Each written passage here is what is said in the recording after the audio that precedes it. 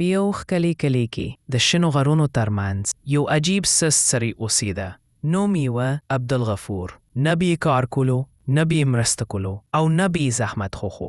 خلک به ویل غفور خو داسې دی لکه نري باران، نه کر کې نه پخیږي. دې ته یوازې یو شی مهم و، چای او خوب. برخه یک.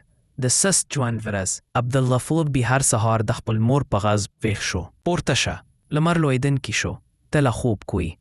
خو دې به تړ تر واهه او وبه ویل مورې زه د سختو خلکو نه یم، زما قسمت چای سره تړلی دی. نو ځکه به مورې چای جوړه کړه او عبدالغفور بیا هم له ناورین نه ژغورلو. یوه ورځ مورې ډېر ستړې شوه. ویې ویل بس دی، له نن نه چای بند دی، تر څو کار ونه کړې خوله دې وچیږي.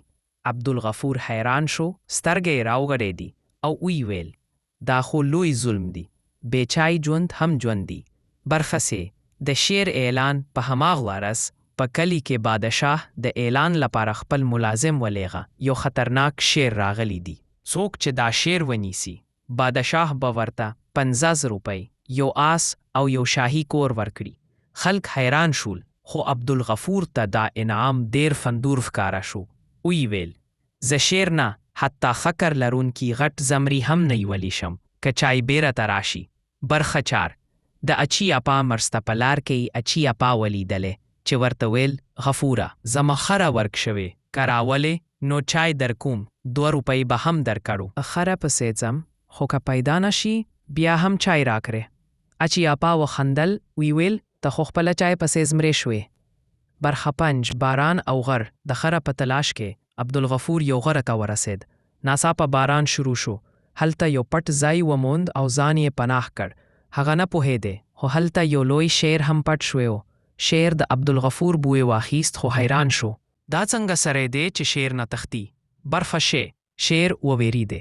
شیر د فکر وکړ کوم سړی چې دومره بې ویرې دلته ناست دی خامخا خطرناک دی. شیر لږ شاته شو.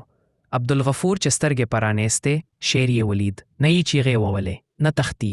یوازې وی ویل ستا بوی خراب دی، شپه زما خفې کړ. شیر حیران شو. داسې سست خو ضرور سره، دا خو عجبه ده. عبدالغفور دا چې اپا د خره رسی راویسته. شیر ته یې وکتل، ویې ویل راځه نو ته به اوس زما برکت شي. شیر چې لا هم ویرېدلی و بې له مقاومته ودرېد. عبدالغفور یې رسی په غاړه واچوله او د کلي لور ته یې بوتلو. برخیات. کلی حیران شو. کله چې خلک شیر ولید چې د عبدالغفور سره دی، دوی چیغې وهلې دا خو معجزه ده، عبدالغفور خو شیر راوستی دی. بادشاه راورسید. شیر یې ولید، ویې ویل زه دا سړي وزیر ګرځوم او له هغه سره یې ورکړه 50,000 روپۍ، یو سپین آس، یو ښکلی ماڼۍ. برخه 9. وزیر غفور اوس عبدالغفور د شاهي وزیر شو. خلک به ورته تل، مشوره به یې تر اخیسته. غفوره وزیره مو کار ته نه حاضرېږو، څه وکړه؟ عبدالغفور به ویل زما له کاشي، که شیر مو ونیول نو هر څوک به تاسې ته تعظیم کوي. وزیران حسد شروع کړ. بادشاه ته یې ویلې دښمن راغلی دی، عبدالغفور د شیر راواخلي او جنگ ته لاړ شي. عبدالغفور ډېر ویرېد، خو نشو ویلی نه. د جګړې سفر غفور، شیر او آس یو ځای روان شول.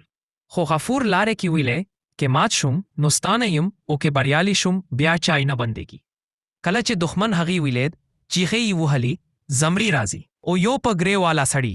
دوی ویرېدل، تښتېدل. جنگ ګټن شو بې له یوې چپې هم. باندې د خیر ښېګڼې پای بادشاه خوشحاله شو. عبدالغفور ته یې یو بل قصر ورکړ او شیر یې آزاد کړ. غفور مور ته وکتل، وی ویل مورې چای خو شته، خو زه ښار پرېږدم، زه له غرور نه ویرېږم. مور یې خوشحاله شوه او دواړه بیرته خپل کلي ته ستانه شول. سستي په تا وژغوري نه، خو کله کله تسمت خندا کوي. 2. شیر هم ویریږي که ته بې پروا ښکار شي. 3. چای هم یو نعمت دی، خو کار شرط دی. مورې دعا همیشه قبوله ده.